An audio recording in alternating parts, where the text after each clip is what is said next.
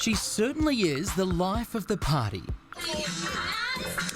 Simeonette Mapes lets down her hair, sharing some funky dance moves with her best friend, hubby Jonathan Crupi, who joins in on the fun.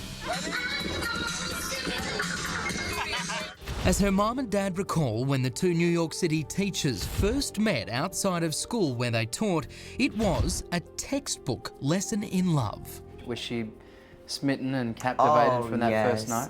Oh, yes. Oh, yes. She was very much in love. What did she say to you? She said, Mom, this is it. This is going to be the guy. I really love him.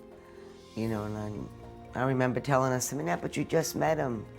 No, but I know. And he used to write her love letters. Every day, she'd have a love letter, and she saved them all. She wasn't real quick to give her heart away. We liked him.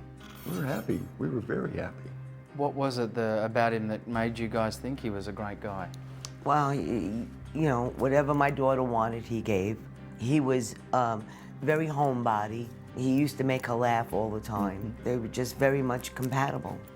The Mapes say Simeonette, who was nicknamed Sissy, was a devoted Disney movie fan, and it was one of the happiest days of her life when she married her Prince Charming in a Cinderella wedding, cutting the cake and tossing the bouquet.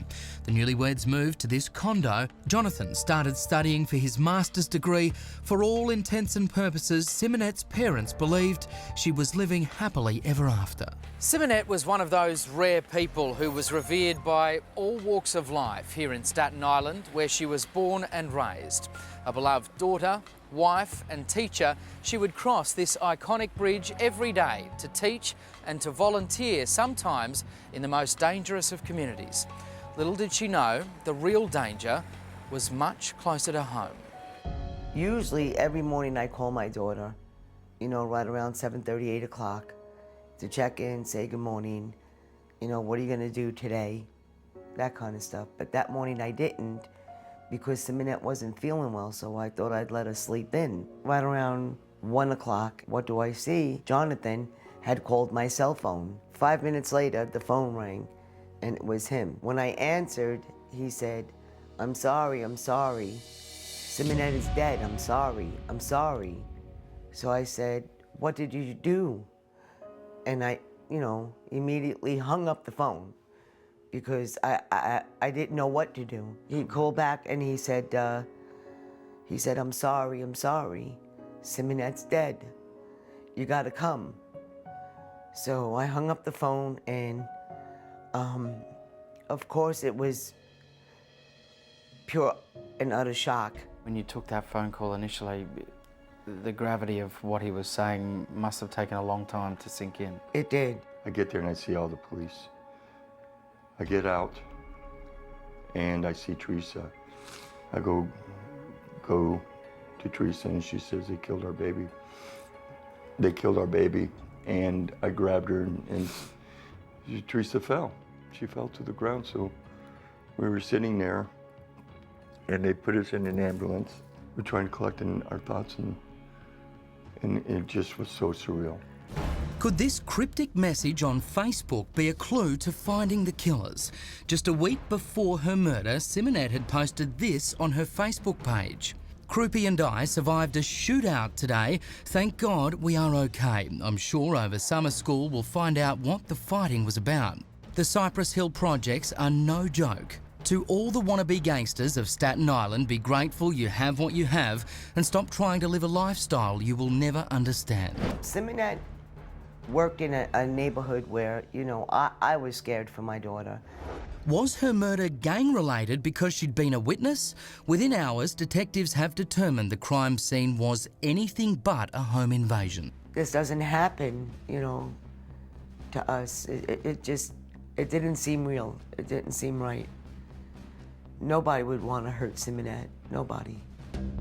Jonathan tells police he returned home from running morning errands to find the house trashed and his wife dead at the bottom of the stairs. Jonathan frantically calls 911 and then the Mapes. It looks like a bungled home invasion. As parents, obviously you arrive at a scene like that and you need answers. You want to know what happened. Yes. When did you learn what had happened? The detectives came, and that's when we learned that Simeonette was thrown down the stairs and stabbed 15 times. How do you as parents reconcile her leaving this world in such a brutal way? A home invasion, I mean, nobody's gonna come in and take the time to throw her down the stairs and stab her 15 times. So that's when we started looking at each other going, uh-oh, there's something wrong here. At Simonette's funeral, Jonathan wept like a baby and placed 2 roses on her casket. It was a far cry from what her parents say was his immediate reaction to Simonette's murder when they pressed him for answers. John, I want you to think, who could do this? He Yeah. says, we need to get beyond this. That's how we knew, uh-oh, you know, there's something wrong here. There's something wrong here. There were no tears. There was no emotion, you know, nothing.